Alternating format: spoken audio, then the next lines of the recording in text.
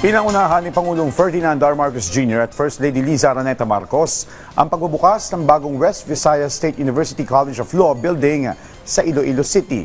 Nagsilbi ring commencement speaker ang Pangulo sa pagtatapos ng mga estudyante nang ang ilan ay tinuruan mismo ng unang ginang. Alamin yan sa report ni Kenneth Pasyente.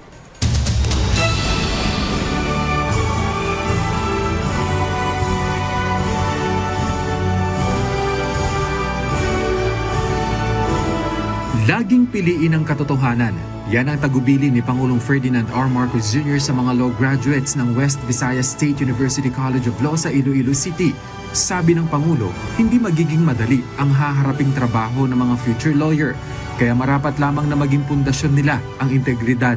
This is a reminder that your chosen profession carries a responsibility to ensure that the poor, the vulnerable, the marginalized, the disenfranchised are not left without protection simply because they lack wealth or influence or power. At a time when public trust in institutions is tested, responsibility becomes even more important. Your success will not be measured solely by the cases that you win or the positions that you will hold. It will be measured by the confidence that people place in you, by the fairness with which you exercise your profession, and by the integrity you demonstrate even when no one is watching. Hinimok din niya ang mga law graduates na manatiling tapat at matatag sa mga prinsipyong nagdala sa kanila sa legal profession.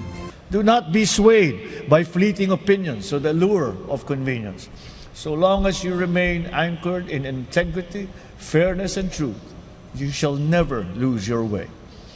May you always choose principle over convenience, truth over falsehood, and service over self-interest. May you use your expertise to help build a nation worthy of the aspirations of our people. Kinilala rin ng Pangulo ang sakripisyo ng mga nagsipagtapos gayon din ng kanilang mga pamilya na itinaguyod ang kanilang pag-aaral. Binubuo ang batch ngayong taon ng 25 graduates kung saan 17 sa kanila ay naging mga estudyante ni First Lady Liza Marcos mula noong 2022. Nanguna rin ang first couple sa inaugurasyon ng bagong College of Law Building 1 ng West Visayas State University.